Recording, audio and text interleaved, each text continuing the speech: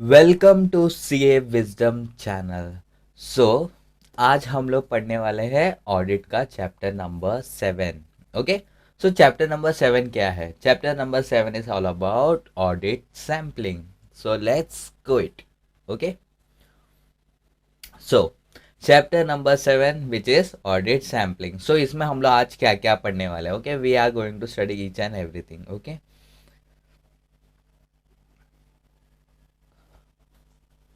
सो ये audit sampling आया क्यों? सबसे पहले okay, we have to know why it has come. Okay, so audit sampling से पहले नॉर्मल जब चेकिंग करते थे कैसे करते थे? ईच एंड एवरीथिंग, मतलब वन टू वन चेक करते थे। डेट प्रॉपर है क्या, वाउचर प्रॉपर है क्या, अमाउंट प्रॉपर है क्या, सब एक एक चीज़ चेक करते थे। हर एक इनवॉइस का हर एक चीज़ चेक करते थे। Do you think it is efficient? Not at all. Time जाता है, पैसा जाता है, रिसोर्सेज जाता है, मैन पावर जाता है, सो मच थिंग। जस्ट एक कंपनी का ऑडिट करने के लिए इतना सारा चीज़ जाना, it's not at all suitable. Okay, और प्रॉपर। सो इसके लिए हमारे पास सैम्पलिंग, एनालिटिकल प्रोसीजर, ऐसा टेक्निक्स आ गया। Okay, so sampling is also one of the technique. Okay, so audit is economically wasteful because all the efforts are directed to check all transactions without any exception. With a shift in favor of formal internal controls in the management, so management कैसा already internal controls रखते हैं। Management क्या करते हैं? ऐसा sales voucher बनाने के लिए एक आदमी को रखे गए, ओके, टैली करने के लिए एक आदमी को रखे गए, ऑर्डर्स बनाने के लिए, परचेज ऑर्डर, ये ऑर्डर बनाने के लिए एक आदमी को रखेंगे, ओके, रिसिप्ट ऑफ पेमेंट का देखने के लिए एक अलग आदमी का। सो मैनेजमेंट क्या करते हैं? प्रॉपर कंट्रोल्स रखता है, ओके, एक इंटरनल कंट्रोल्स रखता है। सो बस हमें ये चेक करना है कि जो इंटरनल कंट्रोल्स है वो बराबर है कि नहीं। If internal controls are proper, if they are doing proper, तो जो भी इन्वॉइसेस है, यस वी कैन रीजनेबली, मतलब हम लोग बता सकते हैं कि हाँ वो लोग ने काम प्रॉपर किया रहेगा, एंड जो भी इन्वॉइसेस जो वो सब बनाए रहेंगे वो भी प्रॉपर होगा। Okay, so let's go ahead. On consideration of this fact, it can be said that it is in the interest of the auditor that if he decides to form his opinion on the basis of part checking, मतलब sampling करके, check sampling का मतलब basically है कि बहुत सारा check ना करके थोड़ा थोड़ा चेक करके उसको बोलते हैं सैम्पलिंग। इन लेमैन लैंग्वेज सैम्पलिंग का मतलब वही सैम्पल्स, कुछ कुछ सैम्पल्स को उठाना, उसको चेक करना। ओके, उसको ही बोलते हैं सैम्पलिंग और part checking. Okay, on the basis of part checking he should adopt standards and techniques which are widely followed and which have recognized basis.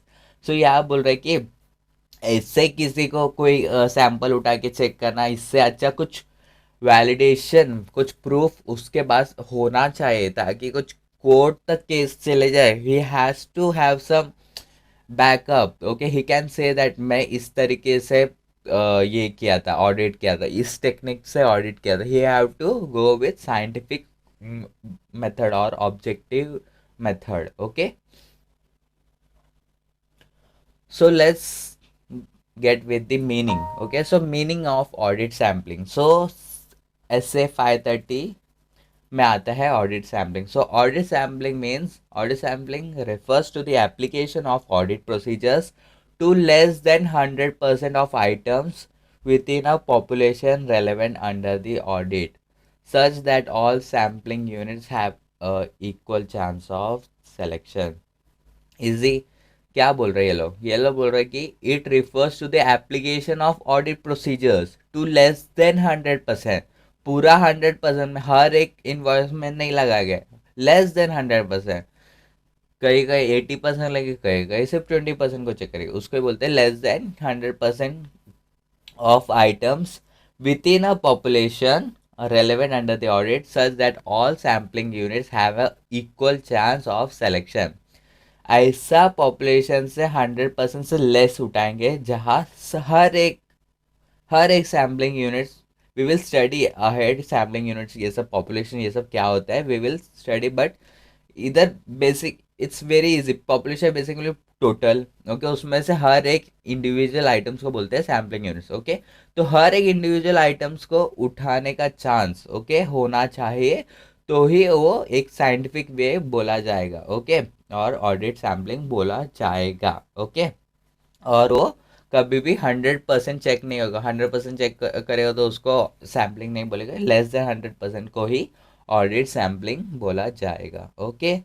Now auditor का क्या ऑब्जेक्टिव है, ओके, इससे ऑडिट सैम्पलिंग करने से क्या मिलेगा auditor को? सो auditor को मिलेगा कि reasonable basis for the auditor to draw conclusion about the population. So sampling का चेक करके ऑडिटर क्या कर सकता है? ऑडिटर कंक्लूजन निकाल सकता है पॉपुलेशन का।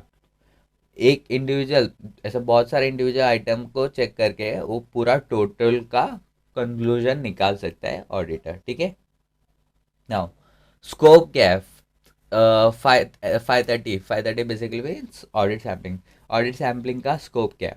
सो ऑडिट सैम्पलिंग यूज होता है ऑडिट प्रोसीजर्स के लिए बेसिकली, ओके। ऑडिटर्स क्या क्या यूज कर सकते हैं? स्टैटिस्टिकल सैम्पलिंग यूज कर सकते हैं and non statistical sampling use कर सकते हैं। अभी ये स्टैटिस्टिकल सैम्पलिंग क्या होता है, नॉन स्टैटिस्टिकल सैम्पलिंग क्या होता है, we will study, okay. So audit evidence, okay, audit evidence gather करने के लिए, ऐसे 500 में ऑडिट एविडेंस बोला जाता है। तो उसको गैदर करने के लिए, उसका एविडेंस गैदर करने के लिए हम ऑडिट सैम्पलिंग ले सकते हैं, सॉरी, ऑडिट सैम्पलिंग कर सकते हैं, and we can appropriately find audit evidence, okay, and it can base the audit opinion for the reasonable conclusion, okay. Now population का मतलब क्या है? Okay, so population basically means the entire set of data. It means entire set, total set of data, entire set of data from which a sample is selected and about which the auditor wishes to draw conclusion, okay, जिसके ऊपर auditor को कुछ conclusion निकालना है और वो उसका पूरा सेट ऑफ डेटा है, तो उसको ही बोलेंगे पॉपुलेशन, ठीक है।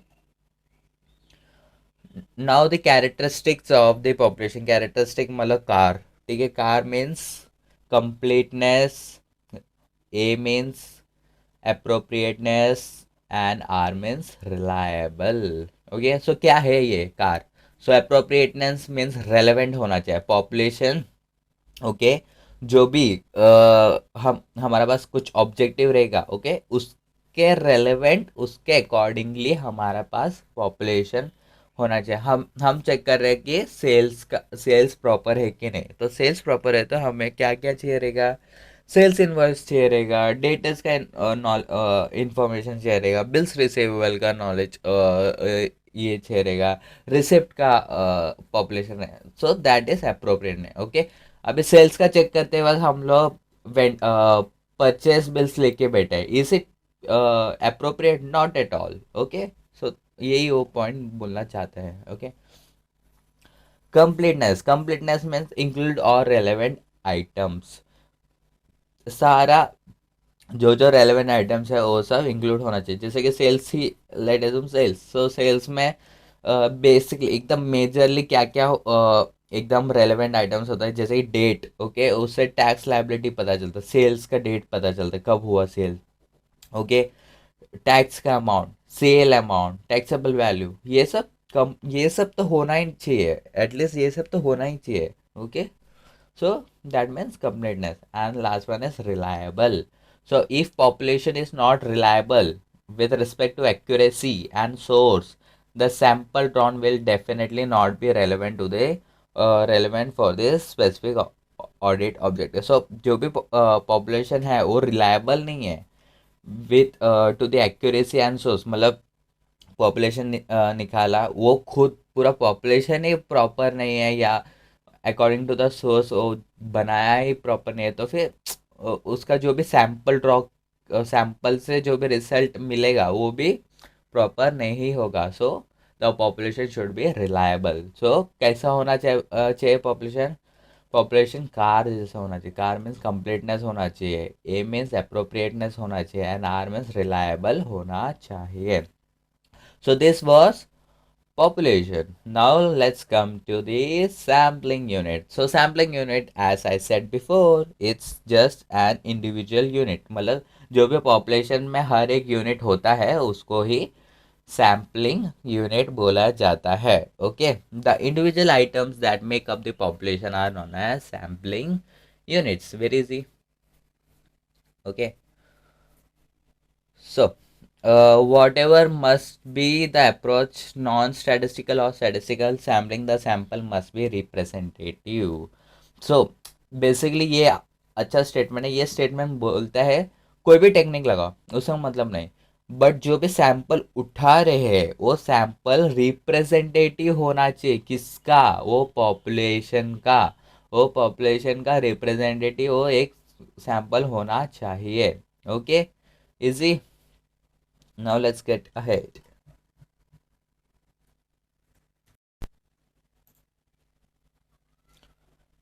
So, sampling process is performed on. Sampling process कहाँ कहाँ लगा सकते हैं? टेस्ट ऑफ कंट्रोल्स में लगा सकते हैं, टेस्ट ऑफ डिटेल्स में लगा सकते हैं. टेस्ट ऑफ कंट्रोल्स में क्यों लगाते हैं? To identify deviations from expected internal controls. So यहाँ पर टेस्ट ऑफ कंट्रोल में डिविएशन ढूंढने में, मतलब इंटरनल कंट्रोल्स भी जो लगाया है उसका डिविएशन ढूंढने में सैम्पलिंग प्रोसेस लगा सकते हैं. टेस्ट ऑफ डिटेल्स में to identify misstatement. Okay, misstatement of account balances and class of transaction. Okay, वो सैम्पलिंग प्रोसेस लगा सकते हैं. ठीक है. Approaches to sampling. ओके, दो तरह के अप्रोचेस होते हैं, statistical sampling and non statistical sampling. Will study one by one. Okay, so सबसे पहले देखते हैं कि स्टैटिस्टिकल सैम्पलिंग का मतलब क्या है. An approach to sampling that has random selection of sample item. सबसे पहला स्टैटिस्टिकल सैम्पलिंग में ये एक कैरेक्टरिस्टिक होता है कि कोई भी सिलेक्शन हो सकता है, कोई भी सैम्पल आइटम्स का सिलेक्शन हो सकता है randomly. Okay, okay, each and every sample unit has the equal chance of selection. Okay, उसको ही बोलते हैं random selection. Okay, second point, the use of probability theory to evaluate sample result. लोग probability theory का use करते हैं. Okay, probability theory we have studied in, कहाँ स्टडी किया था प्रोबेबिलिटी सब? In foundation. Okay, foundation 12th standard. Okay, वहाँ से हम लोग ने पढ़ाई किया था. Okay, the use of probability theory including measurement of sampling risk characteristics. Okay, तो the use of probability theory including measurement, यहाँ मेजरमेंट सैम्पलिंग रिस्क का भी, मतलब जो सैंपल उठाने के बाद हम लोग उसको चेक करते हैं and we will give that result to the population. मतलब हम लोग जो भी सैम्पलिंग रिस्क से जो भी रिजल्ट आता है वो ही उसी को ही पॉपुलेशन को माना जाता है, पॉपुलेशन का रिजल्ट माना जाता है और कंक्लूड किया जाता है. बट जो डिफरेंस एक्चुअल में होता है सैम्पलिंग रिजल्ट का एंड पॉपुलेशन का, ओवरऑल पॉपुलेशन का जो डिफरेंस होता है उसको ही बोलते हैं सैम्पलिंग रिस्क. ओके, सो इस प्रोबेबिलिटी थियरी से हम लोग सैम्पलिंग रिस्क का कैरेक्टरिस्टिक भी ढूंढ सकते हैं. So this are the characteristic of statistical sampling approach. अभी नॉन स्टैटिस्टिकल अप्रोच में क्या होगा? नॉन स्टैटिस्टिकल अप्रोच में ये सारे फीचर्स, ये तीनों फीचर्स नहीं होगा यहाँ पर नॉन स्टैटिस्टिकल सैम्पलिंग में. A sampling approach that does not have the above features considered as non statistical sampling. Very easy. Above above feature basically means यही पॉइंट्स इसमें भी कहा गया है. Okay, okay. Now, statistical sampling is more scientific. Yes, it's more scientific. Okay, as name always suggests, stat. यहाँ पर stats use किया गया है, which means statistic use किया गया है. So it will be more scientific. Let's see the reasons. Okay, so यहाँ पर mathematical laws of probability use किया जाता है, इसलिए large number of similar items को ही लिया जाता है and more in the case of transaction ज़्यादा होता है. इधर पर्सनल बायसनेस नहीं होता ऑडिटर का. ओके, इसलिए क्या बोला जाता है, मोर साइंटिफिक बोला जाता है स्टैटिस्टिकल सैम्पलिंग को। Very easy. Now, non-statistical sampling. So, non-statistical sampling basically personal experience and knowledge of auditor से आता है। नॉन स्टैटिस्टिकल सैम्पलिंग का इसका ये मतलब नहीं कि वो गंदा कुछ है। नो, हर एक का टाइम होता है। कहाँ स्टैटिस्टिकल सैम्पलिंग लगाना है, कहाँ नॉन स्टैटिस्टिकल सैम्पलिंग लगाना, with experience each and every auditor will get to know. Okay, so an attempt would be made to avoid establishing a pattern of selection year after year. That is the way of selecting samples to maintain an element of surprise as to what the auditor is going to check. Basically ये बोलना चाहता है कि auditor mostly last year of and, okay, year of and का जो भी transaction है वो लोग ज़्यादातर मोस्टली वो ध्यान से चेक करते हैं। सो ये ऑलरेडी क्लाइंट का मैनेजमेंट को मालूम होता है, तो शायद वो लोग दूसरा मंथ्स में वो लोग कुछ फ्रॉड या मिस्टेक कर सकता है। ओके, सो इसके लिए ये एक एलिमेंट ऑफ सरप्राइज होने के लिए ऑडिटर को क्या करना चाहिए, सिर्फ लास्ट का मंथ ही नहीं, जो पहला का मंथ है या कोई बीच का मंथ है वहाँ भी चेक करना चाहिए। It should be an surprise, an element of surprise. Okay, the non-statistical sampling is criticized on the grounds that it is neither objective nor scientific. Non statistical sampling को बोला जाता है इसमें कुछ ऑब्जेक्टिव नहीं होता है और साइंटिफिक नहीं होता है। Okay, this method is simple to operate but sometimes the sample may not be true representative of the total population because of personal bias and no scientific method of selection. ठीक है, now sampling versus traditional method of auditing. Okay, so let's study it. So even by undertaking 100% checking, so traditional method क्या था, 100% check करना, हर एक चीज़ को check करना, उसको ही बोलते हैं ट्रेडिशनल मेथड। ओके, तो हर 100% चेक करने के बाद भी ऑडिटर्स को एब्सोल्यूट सेटिस्फैक्शन नहीं आता था।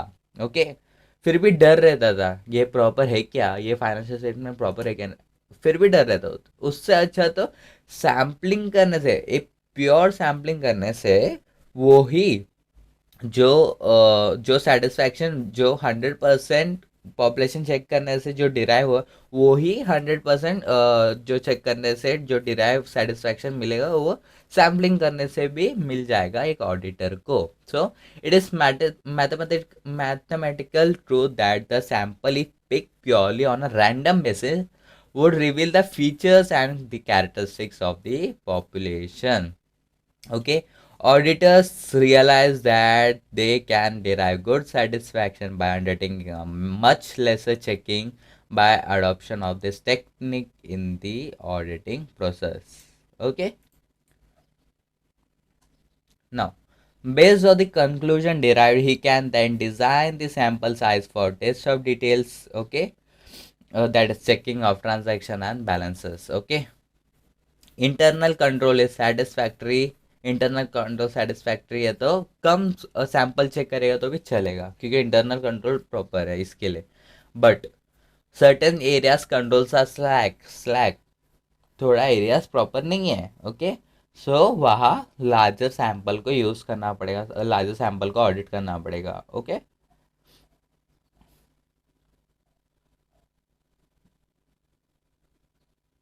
Now appropriateness of sampling approaches. ठीक है, so the advantages of statistical sampling may be summarized as follows. Okay, so advantages जैसे कि amount of testing, okay, जो sample size है, ओके, वो प्रोपोर्शन में इंक्रीज नहीं करेगा जितना एरिया, जो टेस्टेड एरिया है वो इंक्रीज करेगा। ओके, ऐसा नहीं होता।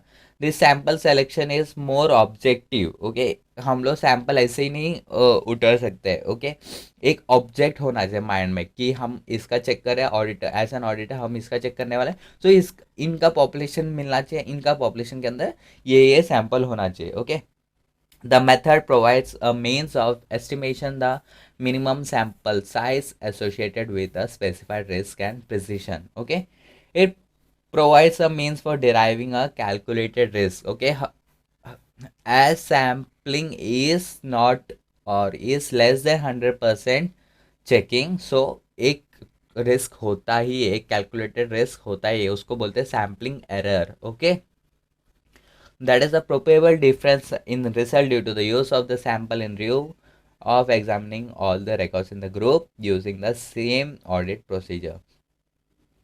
It may provide a better description of a large mass of data than a complete examination of all the data, since non-sampling errors such as processing and clerical mistakes are not as large.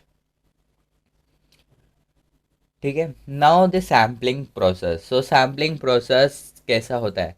सबसे पहला sample design. Sample design basically means sample plan होता है. Okay, फिर sample size. हम लोग देखते हैं कि साइज कितना होना चाहिए, सैम्पल का साइज कितना होना चाहिए. ओके, फिर हम लोग सैम्पल सेलेक्शन मेथड लगाएंगे. ओके, कैसे ये सैम्पल को, पर्टिकुलर सैम्पल को सेलेक्ट कैसे करेंगे, उसका एक मेथड लगाएंगे. ओके, फिर सैम्पल मिला, फिर उसके ऊपर ऑडिट प्रोसीजर्स लगाएंगे. ओके, फिर nature and cause of deviation and misstatement. जैसे ऑडिट प्रोसीजर लगाएंगे हमें पता चल जाएगा ये और जो एक्चुअल डेटा है उसमें कुछ डिविएशन है या फिर कुछ मिसस्टेटमेंट है.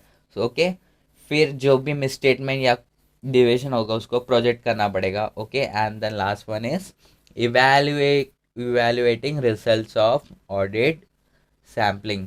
ओके, जो ऑडिट सैम्पलिंग आया है उसका जो रिजल्ट आया है उसको इवेलुएट करना चाहिए. Okay, now sample design, size and selection of items for testing. Okay, so let's go through it. So I, as already said, sample design basically sample planning. Okay, sample planning. Okay, so कैसे plan कैसे करना चाहिए? सबसे पहला auditor के पास एक क्या होना चाहिए? पर्पस होना चाहिए, एक ऑब्जेक्टिव होना चाहिए, किसके लिए कर रहा है. ओके, फिर कॉम्बिनेशन ऑफ ऑडिट प्रोसीजर्स, कौन सा ऑडिट प्रोसीजर लगा सकते हैं वो देखना चाहिए. ओके, उनको ऑडिटर को कौन सा नेचर ऑफ ऑडिट एविडेंस चाहिए. ओके, कौन सा अजर्शन कर रहा है. ओके, वो चेक करना चाहिए. ओके, एंड एज पर ऐसे 500 ऑडिट एविडेंस भी गैदर करना चाहिए. ओके, ये सब ध्यान में रखते हुए सैम्पलिंग के और जाना चाहिए. Okay, so in considering the characteristic of the population from which the sample will be drawn, the auditor may determine that stratification or value weighted selection is appropriate. Okay, so characteristic देखिएगा auditor पहला population का. Okay, कैसा population है, फिर वो check करेगा कि इधर स्ट्रैटिफिकेशन लगाना चाहिए या वैल्यूएटेड सिलेक्शन लगाना चाहिए. Okay, so stratification basically, stratification मतलब क्या है? So stratification basically means dividing a population into discrete sub population which have identifying characteristics is called as stratification. Each subpopulation is called stratum and units under those subpopulation are referred to as strata.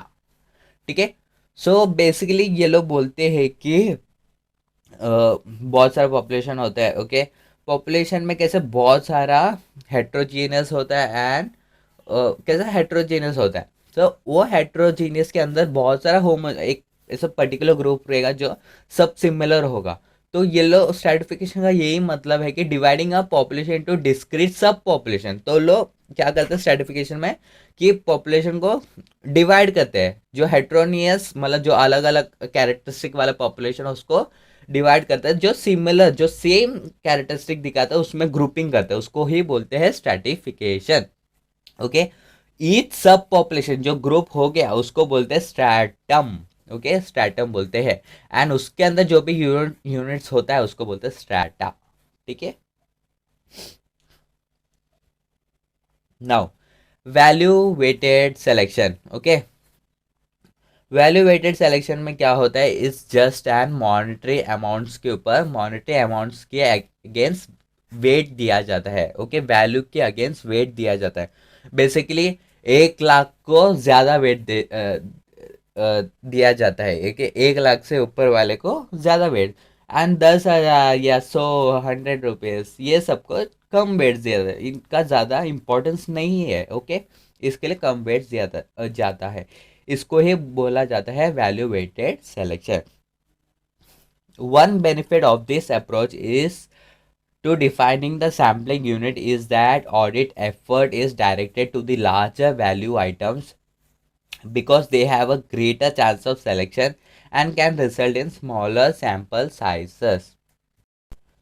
Okay, सो ये approach का benefit है कि जो ज़्यादा amount वाला है, जो larger value amount वाला है, उनके ऊपर ज़्यादा एफर्ट जाएगा ऑडिट का। Okay, which is very good. Okay, and smaller amount वाले को कम ध्यान जाएगा। ओके, ये इसके लिए ये मेथड बहुत अच्छा होता है, value weighted selection. Okay, now the sample size. Okay, so the lower the risk. Okay, sample size कैसे, ज़्यादा सैम्पल मतलब सैम्पल साइज रखना चाहिए या कम रखना चाहिए, वो कैसा रखेंगे। So the lower the risk the auditor is willing to accept. Okay, auditor कम रिस्क एक्सेप्ट करने के लिए तैयार है। Okay, the greater the sample size will need to be. Okay, तो कम रिस्क रेडी है ऑडिटर एक्सेप्ट करने के लिए, सो ज़्यादा चेक करना पड़ेगा तो ही पता चलेगा कि रिस्क कितना है। सो ग्रेटर सैम्पल साइज को ग्रेटर ज़्यादा रखना पड़ेगा।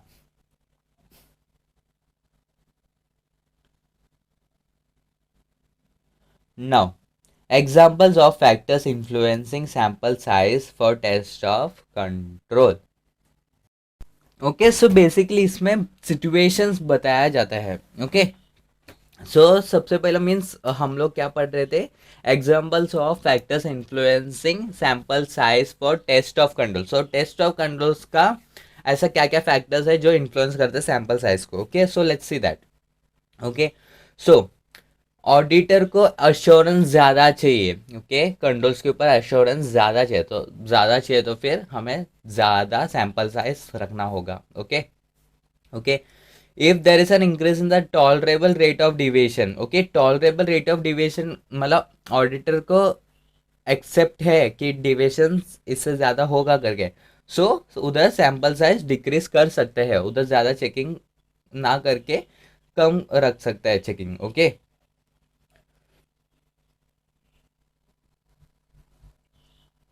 Now when there is an increase in the expected rate of deviation of the population to be tested then sample size will increase। so यहाँ पर expected rate of deviation of the population to be tested increase मतलब rate of deviation ज़्यादा हो गया, so sample size increase होगा। Okay, as higher the expected rate of deviation larger the sample size. Auditor को मालूम है कि इधर ज़्यादा डिविएशन होने वाला है, मतलब ज़्यादा ये डिफरेंसेस है, सो वहाँ ज़्यादा सैम्पल साइज रखना पड़ेगा। Okay, the greater the level of assurance that the auditor desire, ये स्टार्टिंग वाला पॉइंट, जितना ज़्यादा एश्योरेंस है उतना ज़्यादा सैम्पल साइज रखना पड़ेगा। Okay, and the last point which is a good statement that there will be negligible effect on sample size due to increase in the number of sampling units in the population।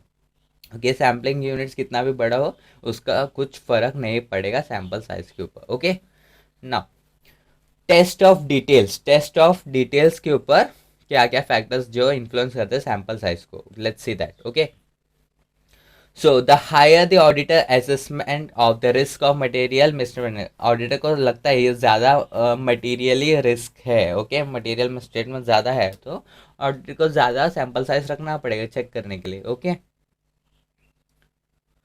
The more the auditor is relying on other substantive procedure, मतलब sampling जो units है उसमें बहुत सारा अलग अलग procedure, अलग अलग ऑडिट प्रोसीजर लगा जा रहा है, तो उधर सैम्पल मतलब उधर कम रख सकते हैं, उधर सैम्पलिंग साइज सैम्पल साइज कम रख सकते हैं। Okay, third, an increase in the auditor's desired level of assurance that tolerable misstatement is not exceeded by actual misstatement in the population will increase the sample size। सो ये बोलते हैं कि जितना ज़्यादा level of assurance चाहिए, okay, सो वहाँ sample size भी बढ़ा देना चाहिए। Okay, and increase in tolerable misstatement, tolerable में मतलब एक्सेप्ट कर रहा है ऑडिटर कि इतना टॉलरेट कर सकते हैं, सो फिर उधर डिक्रीज सैम्पल साइज को डिक्रीज कर सकते हैं। Okay, the greater the amount of misstatement that auditors expect to find in the population, ज़्यादा मिस स्टेटमेंट होगा तो ज़्यादा सैंपल साइज चेक करना पड़ेगा. Okay.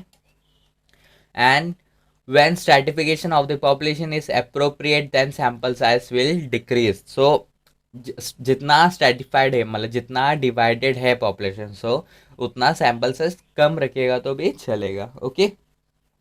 and there will be negligible effect on the sample size due to number of sampling units in the population. ये same statement था test of controls में भी एंड अभी टेस्ट ऑफ डिटेल्स में भी. Okay. Very easy points. Okay. Now selection of items for testing. Okay. Testing के लिए कौन सा आइटम्स को ले सकते हैं. Okay. So the principal methods of selecting samples are the use of random selection, systematic selection, haphazard selection. We will study each and everything. Okay, क्या है ये सब selection. Okay, methods क्या क्या. So sample selection methods में इतना सारा methods है. Okay. So इसका एक निमोनिक्स बन जाएगा ये सिलेक्शन मेथड्स का which is sample selection methods. Okay. इसका एक निमोनिक्स बना है कि HR नहीं MBBS लो MBBS. ओके. सो HR क्या है. HR है haphazard sampling, R means random sampling, M means monetary unit sampling, B means block sampling and S means systematic sampling. Okay, sorry for disturbance. So HR नहीं MBBS करना चाहिए. So I will once again say HR means haphazard sampling, R means random sampling, M means monetary unit sampling, B means block sampling and S means systematic sampling. Okay, we will study one by one. Okay, क्या है ये सब. So random sampling means जहाँ random number tables use किया जाता है उसको बोलता है रैंडम सैम्पलिंग. और ईच स्ट्रैटम ओके उनको एक सेलेक्शन चांस ऑफ सेलेक्शन होता है. Okay. Now simple random sampling उसके अंदर मतलब रैंडम सैम्पलिंग के अंदर दो पॉइंट्स आते हैं. Okay. Simple random sampling and stratified sampling. Okay. So simple random sampling means basically जहाँ मीन्स वेरी इजीली मीन्स कोई भी रैंडम नंबर टेबल यूज़ करके okay with the help of computer या फिर कुछ जार में चिट्स डाल के उसमें से चिट्स निकाल कर ये सैंपल उठाएंगे. ओके. उसको ही बोलते हैं simple random sampling. Okay. Okay. And ये यूज़फुल होता है होमोजीनियस पॉपुलेशन में. Okay. Now stratified sampling. Okay. Dividing the whole population to be tested in a few separate groups. Okay. As we all know stratified का मतलब क्या है. Okay. जो heterogeneous रहेगा उसको पहला होमोजीनियस में डिवाइड करेंगे. ओके. जो सिमिलर कैरेक्टरिस्टिक है उसमें ग्रुपिंग करेंगे एंड उसमें से हम लोग सैम्पल्स निकालेंगे. उसको बोलते हैं stratified sampling. Okay.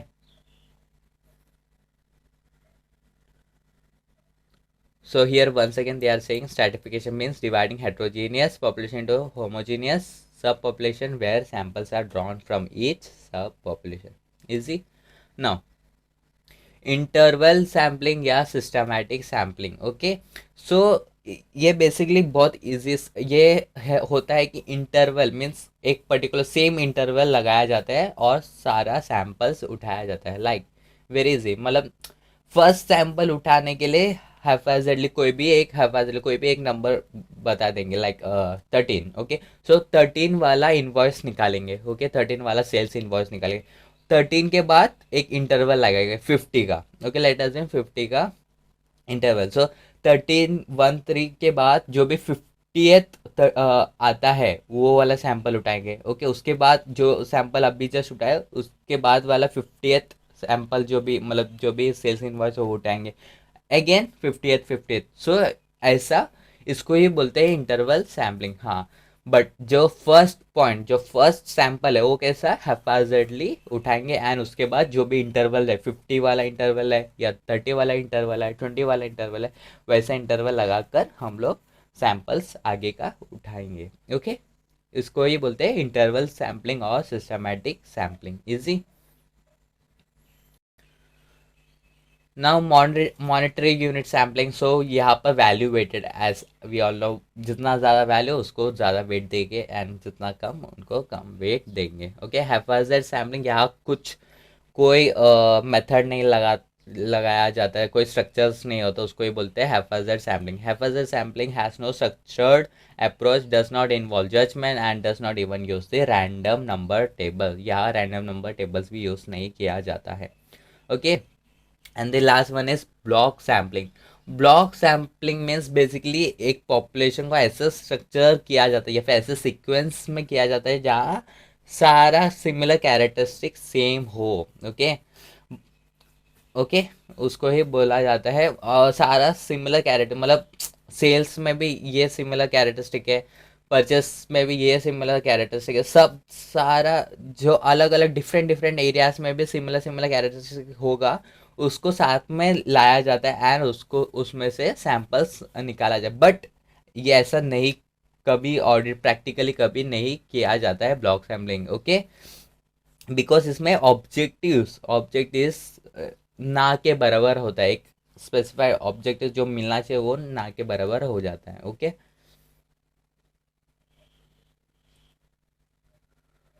Now sampling and non sampling risk. Okay,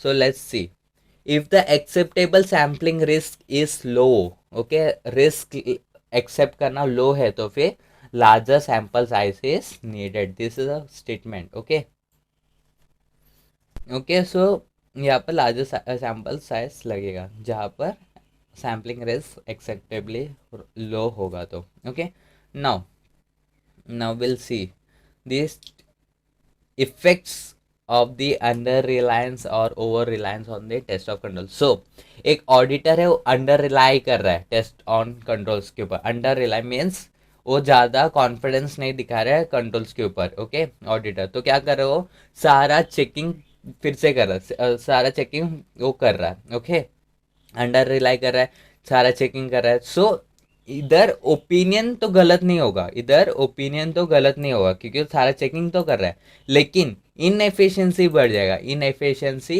बढ़ जाएगा। वाई, क्यों इनएफिशिएंसी बढ़ जाएगा? क्योंकि वो सारा चेकिंग कर रहा है।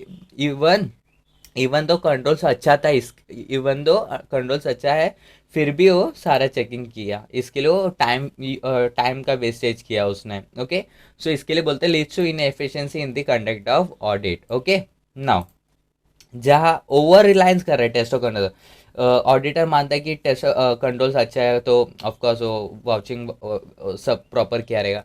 ओवर रिलाई कर रहा है, ओवर रिलाई करेगा तो फिर यहाँ पर वो एक्सेप्ट कर जाएगा, इनकरेक्ट एक्सेप्टेंस ज़्यादा हो सकता है यहाँ पर, इनकरेक्ट एक्सेप्टेंस ज़्यादा हो सकता है यहाँ पर। वो बिना चेक प्रॉपर चेक किए वो एक्सेप्ट कर लेगा कि हाँ ये प्रॉपर है करके। ओके, सो यहाँ पे रिस्क ऑफ इनकरेक्ट एक्सेप्टेंस ज़्यादा हो जाएगा in case of substantive procedure and इसके वजह से इधर एरोनियस ऑडिट ओपिनियंस भी आ सकता है क्योंकि उसने ओवर रिलाई कर दिया टेस्ट ऑफ कंट्रोल्स के ऊपर। ओके, उसने प्रॉपर चेक नहीं किया कि वो जो प्रॉपर टेस्ट ऑफ डिटेल्स वो सब प्रॉपर है कि नहीं, उसने प्रॉपर चेक नहीं किया। सो उसने एक्सेप्ट कर दिया कि वो प्रॉपर है करके, बट इवन दो उसने एक्सेप्ट किया but actually it was in proper. So इसके लिए एरेनियस ऑडिट ओपिनियन जा सकता है इन दिस केस। ओके, ये दोनों को बोलते हैं सैम्पलिंग रिस्क। ओके, अभी नॉन सैम्पलिंग रिस्क क्या होता है?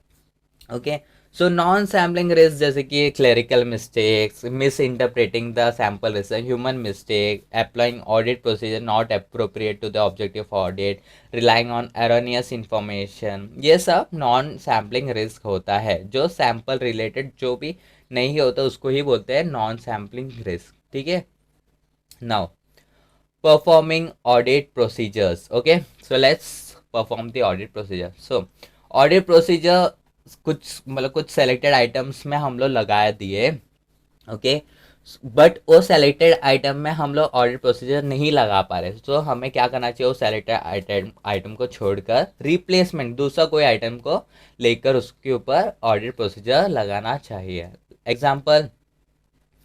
एग्जाम्पल इज लाइक कोई चेक है, चेक को हम लोग वेरीफाई कर रहे हैं, तो कोई वॉइड चेक मिला हम लोग को, okay, as an sample, sample में हम लोग को कैंसिल चेक मिल गया, तो अभी वो चेक करते बैठेगा क्या? नहीं। तो हमें दूसरा कोई रिप्लेसमेंट चेक ले लेने का एंड उसको चेक करने का कि वो प्रॉपर है कि नहीं, okay, easy. If the auditor is unable to apply the design audit procedure, एक पर्टिकुलर ऑडिट प्रोसीजर नहीं लगा पा रहा है, सो ऑडिटर को क्या करना चाहिए? सुटेबल ऑल्टरनेटिव प्रोसीजर लगाना चाहिए to the selected item, okay, easy. Like if the documentation of sales is lost, like the sales order record, sales invoice document for dispatch, etc., then confirmation can be sought from the data as per SA 505। Basically बोल रहे हैं कि sales का information नहीं मिल रहा, okay, so क्या कर सकते हैं ऑडिटर? वो सेल्स का इन्वॉइस ढूंढते ढूंढते नहीं बढ़ने का, डेटर्स को जाके जो भी डेटर्स है उनसे मंगवा लेने का, उनके पास तो रहेगा, सो दूसरा ऑल्टरनेटिव प्रोसीजर ढूंढ लेने का, okay. Where is the now nature and cause of deviations and misstatement, okay, so common feature, for example, type of transaction, location, product line or period of time, so common features होगा, okay, particular population में, so in such circumstances the auditor may decide to identify all items in the population that possess the common feature। तो क्या कर सकते हैं? कोई particular auditor को एक एक सिंगल पार्टी के ऊपर ऐसा लगा ये पार्टी का रॉन्ग होते जा रहा है, ओके, ये पार्टी को सेल कर रहा है तो इधर कुछ गलत अमाउंट रॉन्ग होते जा रहे हैं, सो क्या बोल सकते हैं अपना क्लाइंट को कि यही पार्टी का सारा बिल्स दिखा दो, ओके, उसको ही बोलते हैं what I have said in that. I will repeat it. Common features, for example, type of transaction, location, product line, or period of time. कोई भी common feature हो. In such circumstances, the auditor may decide to identify all items in the population that possess the common feature. Easy. Now, in the extremely rare circumstances when the auditor considers a misstatement or deviation discovered in a sample to be an anomaly, anomaly मतलब सबसे अलग, okay, the auditor shall obtain a high degree of certainty that such misstatement or deviation is not representative of the population।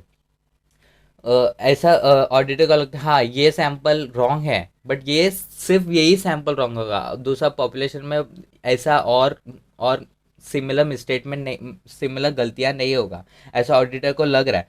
तो auditor क्या कर सकते हैं कि वो सैंपल को एनोमली कंसिडर कर सकते हैं, एनोमली बता सकते हैं, एंड उसके अगेंस्ट प्रूफ भी होना चाहिए, ऑडिट एविडेंस भी होना चाहिए कि बस इसी के ऊपर ऐसा एरर हुआ होगा, एंड दूसरा पॉपुलेशन में ऐसा रिपीटेड एरर नहीं हुआ होगा, okay. So anomaly may be defined as a misstatement और deviation that is demonstrably not representative of the misstatements or deviations in an population, okay। Now comes the seventh point, which is projecting misstatement। so anomaly को हटा देने का, anomaly को project नहीं करेगा तो भी चलेगा, okay।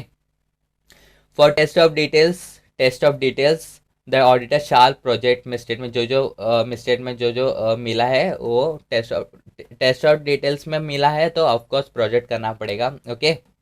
But whereas for test of controls में डिविएशंस मिला है, डिविएशंस मिला होगा तो उस क्योंकि एज सैम्पल का डिविएशन ही कंट्रोल्स का डिविएशन रेट बन जाता है क्योंकि परसेंटेज में होता है, सो फिर इसको प्रोजेक्ट नहीं करेगा तो भी चल जाएगा, टेस्ट ऑफ कंट्रोल्स को प्रोजेक्ट नहीं करेगा तो भी चल जाएगा, बट टेस्ट ऑफ डिटेल्स को हमें प्रोजेक्ट करना पड़ता है, एनोमली को भी प्रोजेक्ट नहीं करेगा तो भी चल जाएगा, okay ji.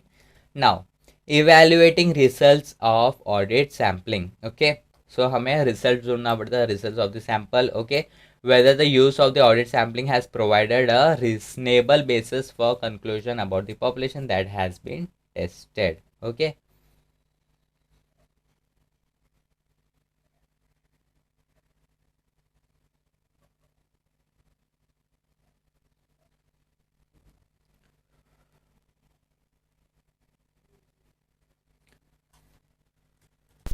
So for test of details like इसमें हम लोग पढ़ेंगे कि यार रिजल्ट से क्या क्या फ़र्क हो सकता है। सो अनएक्सपेक्टेडली हाई मिसस्टेटमेंट होगा ओके सैंपल में ओके तो ऑडिटर बोल सकते हैं कि हाँ पूरा ट्रांजैक्शन या पूरा क्लास ऑफ ट्रांजैक्शन ही गलत होगा, ऐसा बोल सकते हैं. But in the case of test of detail projected misstatement plus anomalous misstatement, ये ऑडिटर का बेस्ट एस्टिमेट हो सकता है कि इतना ही मिसस्टेटमेंट हुआ होगा. Okay and last, when the projected misstatement plus anomalous misstatement if any exceeds tolerable misstatement से भी ज़्यादा हो गया projected misstatement या anomalous misstatement, इसका मतलब है कि हम लोगों ने पॉपुलेशन ही बराबर वाला ढूंढा नहीं है. Okay the sample does not provide a reasonable basis for conclusions about the population that has been tested. So this was chapter number 7, audit sampling. Thanks for watching it. Thank you.